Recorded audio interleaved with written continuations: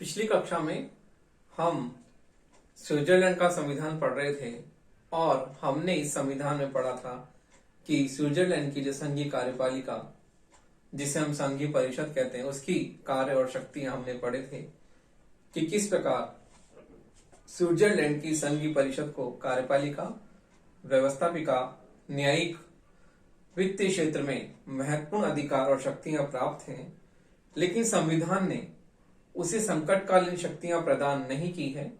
लेकिन फिर भी हम देखते हैं कि संविधान ने उसे संकटकालीन शक्तियां, आपातकालीन शक्तियां नहीं दी है, लेकिन इसके बावजूद भी हम देखते हैं व्यवहार में इन शक्तियों का प्रयोग उसी के द्वारा जो है वर्तमान में किया जाता है।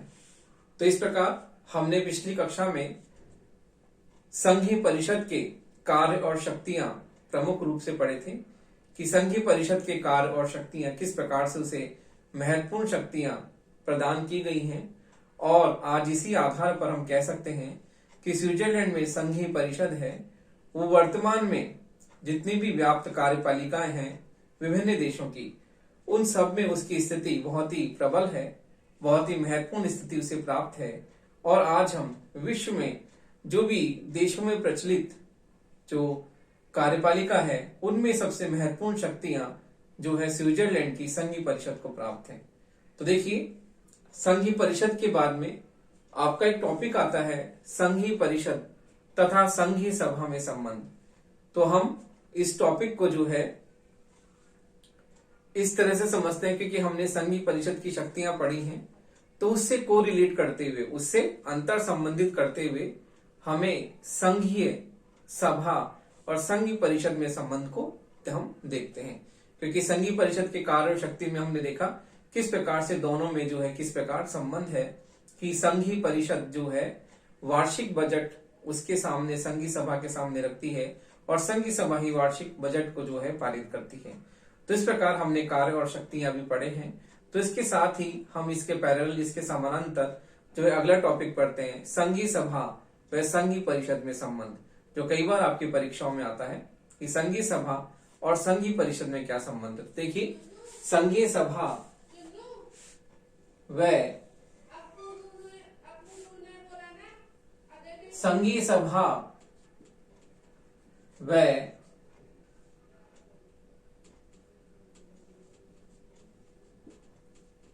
संघीय परिषद में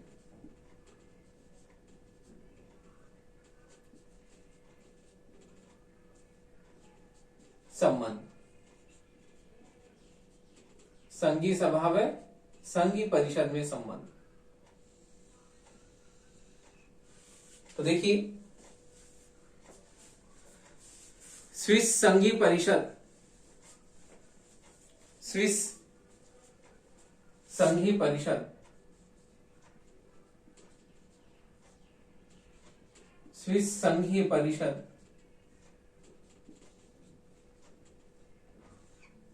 ये क्या है? संघीय कार्यपालिका है, संघीय कार्यपालिका।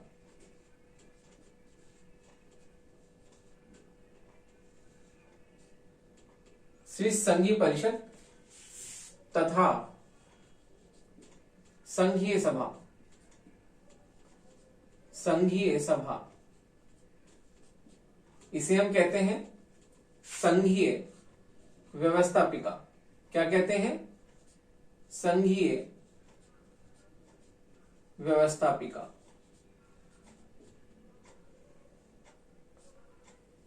देखिए कि आपसी संबंधों की व्याख्या कि आपसी संबंधों की व्याख्या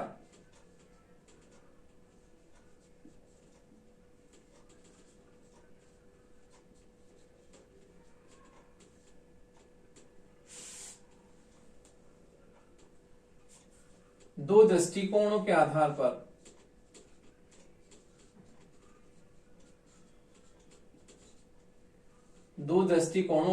पर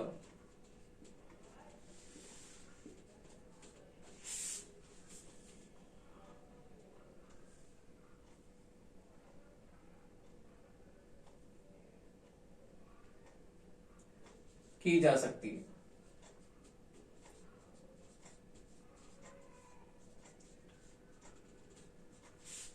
दो दृष्टिकोणों के आधार पर की जा सकती है। पहला है स्विस राज व्यवस्था की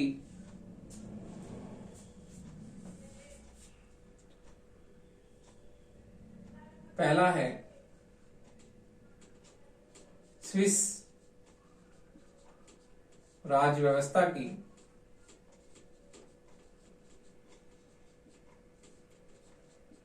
संगठनात्मक स्विस राज व्यवस्था की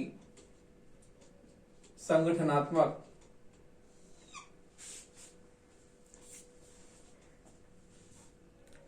प्रकृति के आधार पर व्याख्या।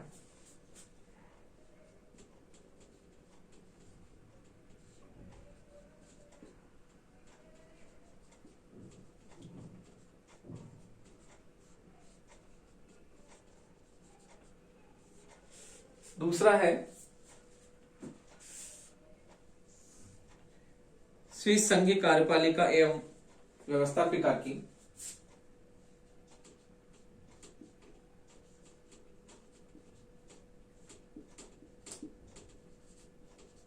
संघीय कार्यपालिका एवं व्यवस्थापिका की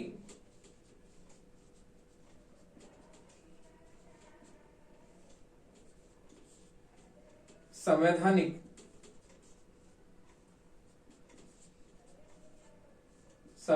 स्थिति की संवैधानिक एवं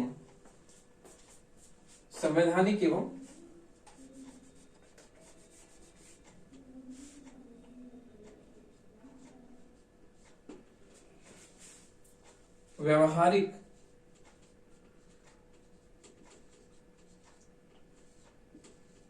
स्थिति के आधार पर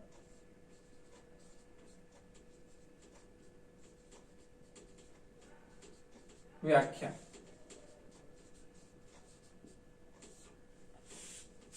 तो देखिए स्विट्जरलैंड में संघीय परिषद, जैसे कि हमने पिछली कक्षा में पढ़ा था कि संघीय परिषद को वहां पर संघीय कार्यपालिका के नाम से जाना जाता है, और संघीय सभा वहां पर व्यवस्थापिका जो है उसे संघीय सभा के नाम से जाना जाता है। जैसे कि हमने जापान में संसद का नाम डाइट पढ़ा था, तो हम देखते हैं कि स्विट्जरलैंड में व्यवस्थापिका जो संसद है उसे संघीय सभा के नाम से जाना जाता है, और कार्यपालिका जो है संघीय परिषद के नाम से जाना जाता है। तो हम देखते हैं कि दोनों में संघीय परिषद और संघीय सभा में आपसी संबंधों की व्याख्या दो दृष्टिकोणों के आधार पर हम कर सकते हैं। पहला है स्विस राज व्यवस्था की संगठनात्मक प्रकृति के आधार पर व्याख्या, और दूसरी है स्विस संघीय कार्यपालिका एवं व्यवस्थापिका की संवैधानिक एवं व्यवहारिक स्थिति के आधार पर व्याख्या। तो इस प्रकार से हम इन दो दृष्टिकोणों के आधार पर संघीय परिषद तथा संघीय सभा में आपसी संबंधों को हम देख सकते हैं। तो देखिए पहला हम देखते हैं संगठनात्मक प्रकृति के आधार पर संबंधों की व्याख्या।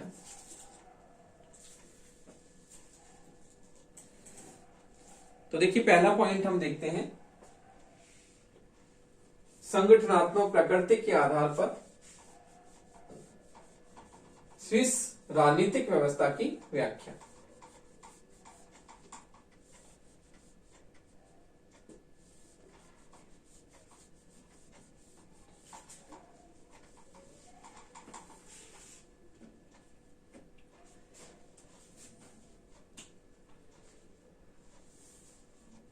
के आधार पर व्याख्या। तो देखिए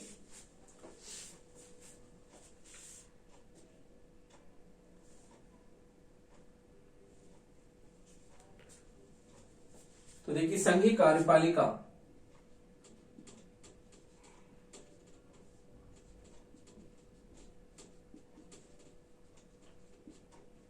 एवं संघीय व्यवस्थापिका के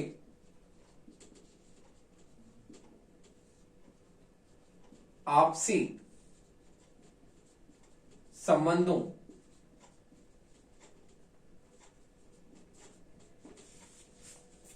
आपसी संबंधों का अध्ययन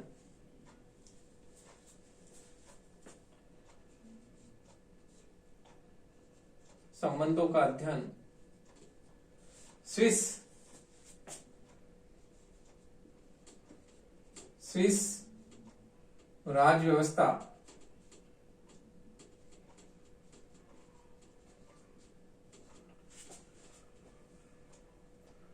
की संगठनात्मक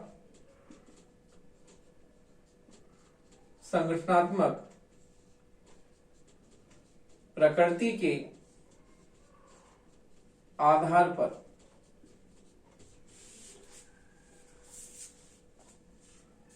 किया जा सकता है, प्रकृति के आधार पर किया जा सकता है।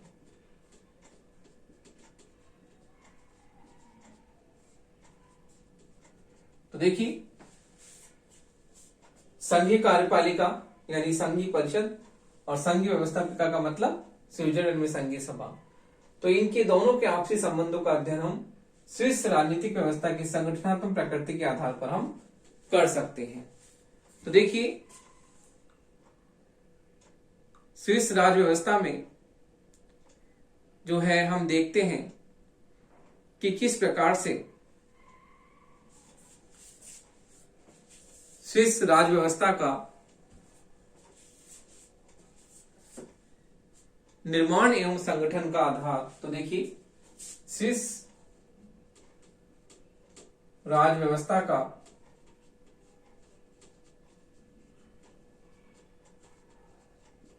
संगठन व निर्माण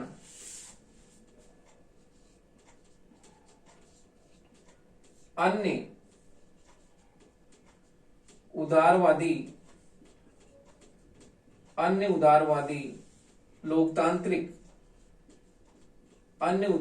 लोकतांत्रिक देशों से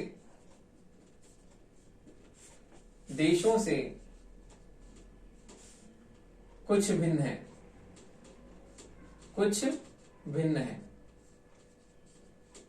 क्योंकि यहां पर न तो पूरी तरह से संसदीय शासन व्यवस्था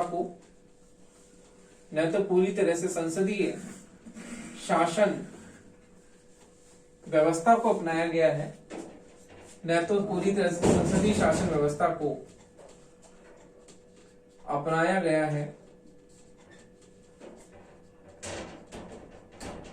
और न ही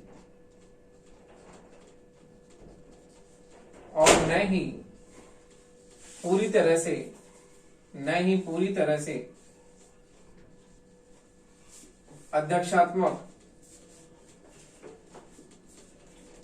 तरह से अध्यक्षात्मक शासन व्यवस्था को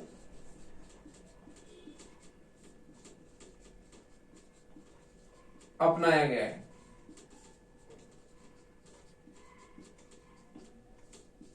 गया है। तो देखिए, हम देखते हैं कि स्विट्जरलैंड के संविधान में न तो पूरी तरह से संसदीय शासन व्यवस्था को अपनाया गया है और न ही पूरी तरह से अध्यक्षात्मक शासन व्यवस्था को अपनाया गया है। हम देखते हैं कि यहाँ पर जो है इस संविधान की सबसे अनूठी विशेषता हमें ये देखने को मिलती है कि इस शासन व्यवस्था का जो है नमूना अन्य शासन व्यवस्थाओं से बिल्कुल भिन्न है। जहां पर हम अन्य देशों में उदारवादी लोकतांत्रिक हम देखते हैं देश जो हैं, उनमें हमें शासन व्यवस्था का आधार या तो संसदीय दिखाई देता है या हमें अध्यक्षात्मक दिखाई देता है। जैसे कि हम देखें कि जापान में संसदीय शासन व्यवस्था है, भारत में संसदीय शासन व्यवस्था है, ब्रिटेन में संसदीय शासन व्यवस्था है, अमेरिका फ्रांस में अध्यक्षात्मक शासन व्यवस्था है। तो हम देखते हैं कि हम अध्यक्ष शासन व्यवस्था में हम देखते हैं कि किस प्रकार से जो है इस शासन व्यवस्था की जो विशेषताएं बहुत ही अलग हैं, क्योंकि यहां पर न तो पूरी तरह से संसदीय शासन व्यवस्था को अपनाया गया है और न ही पूरी तरह से अध्यक्षात्मक शासन व्यवस्था को अपनाया है। इस देश में दोनों के बीच का मध्यम मार्ग अपनाया गया। तो देखिए स्विस राज व्यवस्था में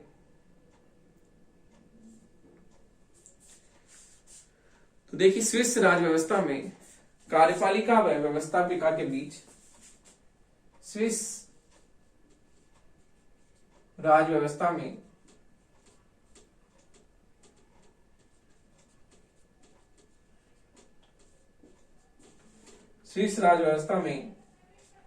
कार्यपालिका व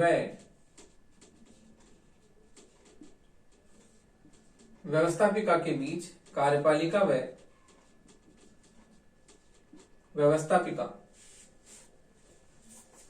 कार्यपालिका व्यवस्थापिका के बीच शक्तियों का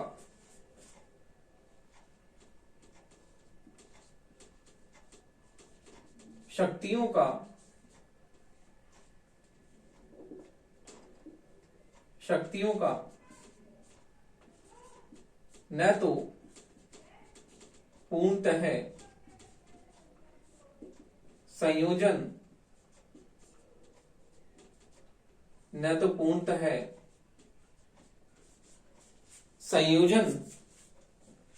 किया गया है और न पूर्णतः पृथक्करण।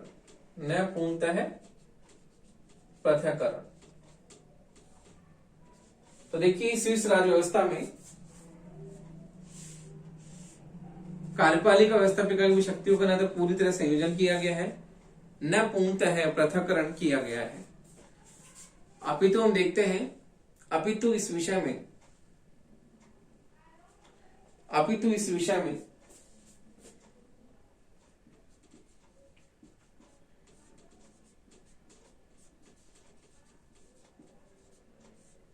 स्विस राजनीतिक दर्शन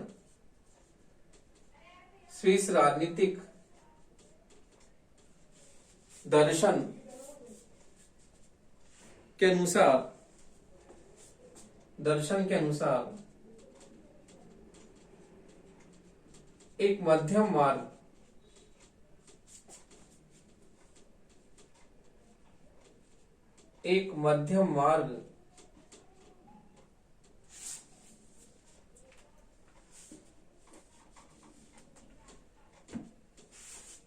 मध्यम मार्ग अपनाया गया है।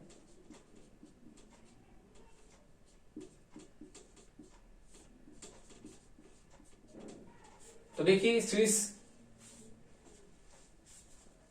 राजनीतिक व्यवस्था में हमें न तो पूरी तरह से संसदीय शासन व्यवस्था देखने को मिलती है, न ही पूरी तरह से वहां पर अध्यक्षात्मक शासन व्यवस्था देखने को मिलती है। अपितु इस संविधान की अनूठी विशेषता है कि यहाँ पर संसदीय शासन व्यवस्था और अध्यक्षात्मक शासन व्यवस्था दोनों शासन व्यवस्थाओं का मिश्रण हमें देखने को मिलता है।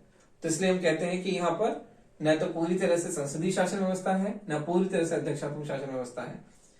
स्विस राज व्यवस्था में कार्यपालिका व्यवस्थापिका के बीच शक्तियों का न तो पूरी तरह से संयोजन किया गया है, न ही पूरी तरह से अमेरिका की तरफ पृथक्करण किया गया है। अपितु इस विषय में स्विस राजनीतिक दर्शन के अनुसार एक मध्यम मार्ग अपनाया गया है। तो इसलिए हम कहते हैं कि वहां पर संसदीय और अध्यक्षात्मक शासन व्यवस्थाओं का मिश्रण हमें देखने को मिलता है, क्योंकि दोनों व्यवस्थाओं के बीच का एक रास्ता स्विस राजनीतिक दर्शन ने जो है अपनाया है कि दोनों के बीच का एक रास्ता वहां पर अपनाया गया है। तो इसलिए न तो वहां पर पूरी तरह से शक्तियों का पृथक्करण है और न पूरी तरह से वहां पर शक्तियां जो हैं कार्यपालिका व्यवस्थापिका के बीच में संयोजन की स्थिति में है। तो देखिए हम संसदीय शासन प्रणाली के संदर्भ में और अध्यक्षात्मक शासन प्रणाली के संदर्भ में जब स्विट्जरलैंड के संविधान की व्याख्या करते हैं तो हम देखते हैं कि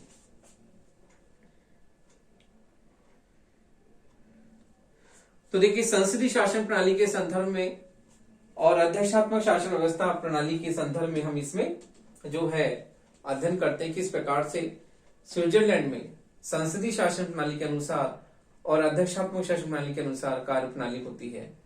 तो देखिए इस प्रकार हम जो है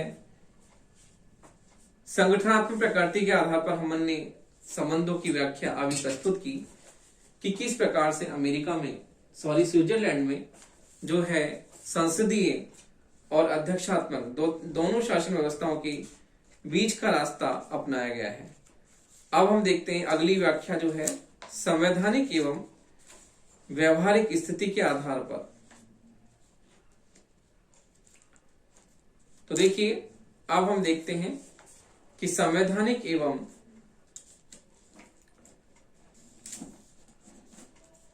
व्यवहारिक स्थिति के आधार पर व्याख्या।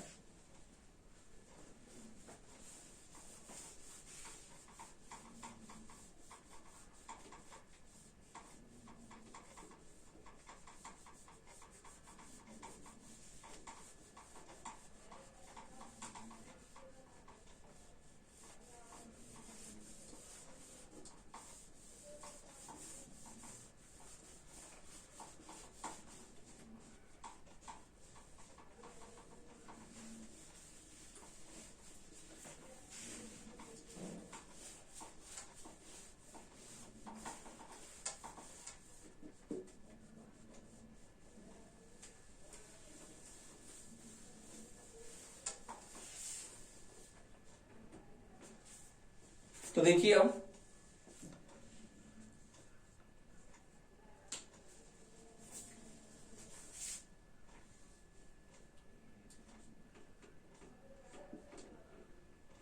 संवैधानिक एवं व्यवहारिक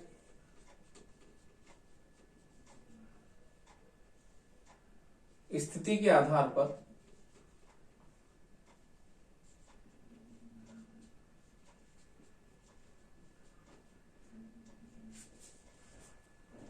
संबंधों की व्याख्या।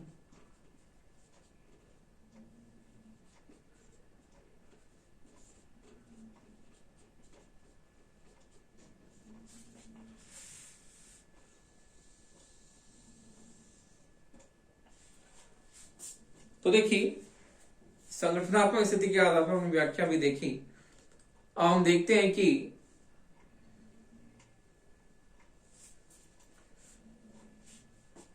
स्विस संविधान ने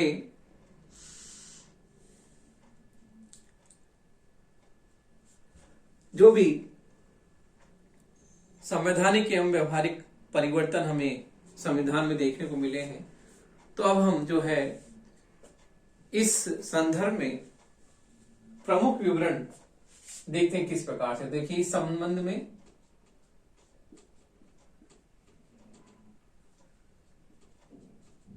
प्रमुख विवरण निम्नलिखित है।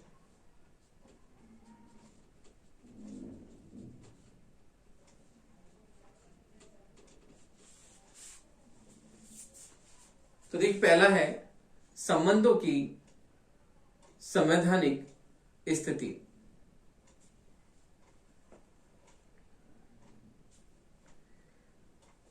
तो देखिए संबंधों की संवैधानिक स्थिति, संबंधों की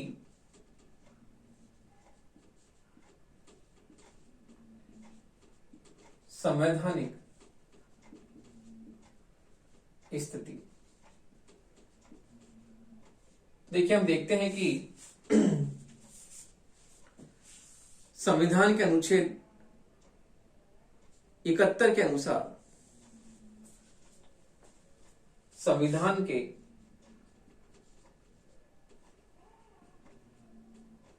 अनुच्छेद 71 के अनुसार स्विस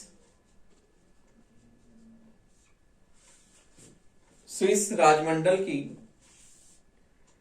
सर्वोच्च सत्ता, स्विस राजमंडल की सर्वोच्च सत्ता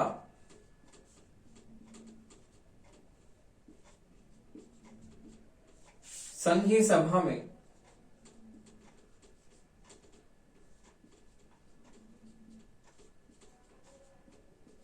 निवास करती है।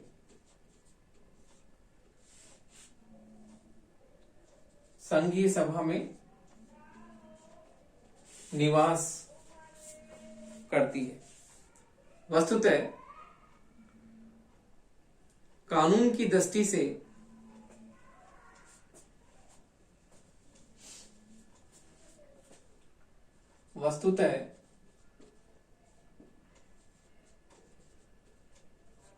कानून की दृष्टि से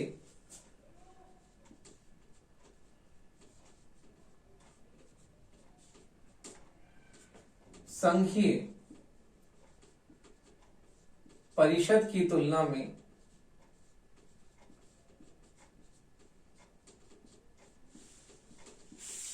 संघीय सभा को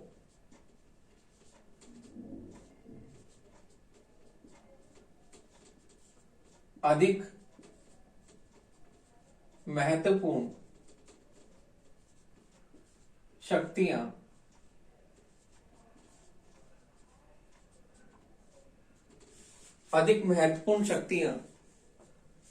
प्राप्त हैं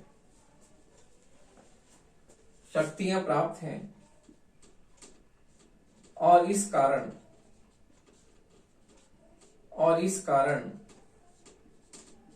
उसका महत्व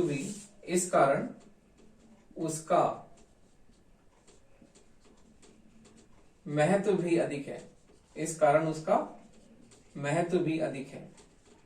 तो देखिए, हम देखते हैं कि संवैधानिक एवं व्यवहारिक स्थिति के आधार पर, क्योंकि संविधान में परिवर्तन होता रहता है और हम वर्तमान में परिवर्तित परिस्थितियों के अनुसार जो है कार्यपालिका व्यवस्थापिका के संबंधों की व्याख्या इस आधार पर देखते हैं कि संबंधों की संवैधानिक स्थिति। संविधान के अनुच्छेद 71 के अनुसार स्विस राजमंडल की सर्वोच्च सत्ता जो है संघीय सभा में निवास करती है। वस्तुतः कानून की दृष्टि से संघीय परिषद की तुलना में संघीय सभा को अधिक महत्वपूर्ण शक्तियां प्राप्त है और इस कारण उसका महत्व भी अधिक है।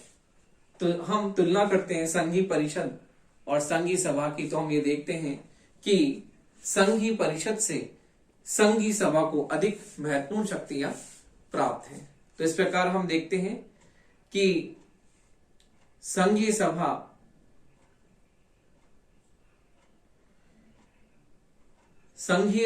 जो है संघीय परिषद के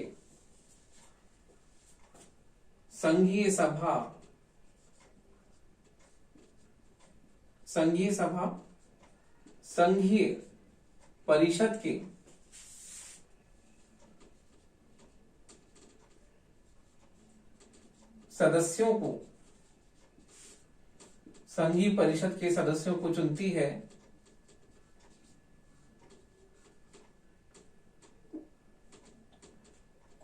है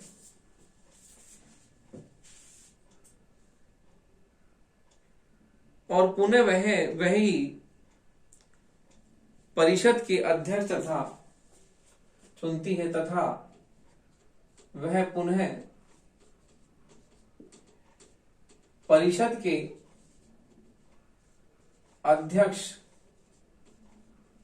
तथा उपाध्यक्ष परिषद के अध्यक्ष तथा उपाध्यक्ष को भी चुनती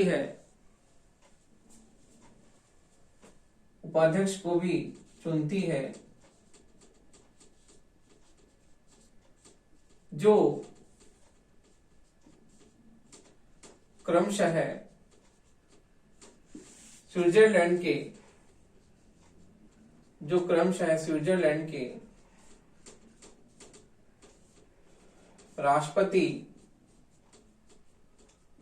राष्ट्रपति तथा उपराष्ट्रपति होते हैं।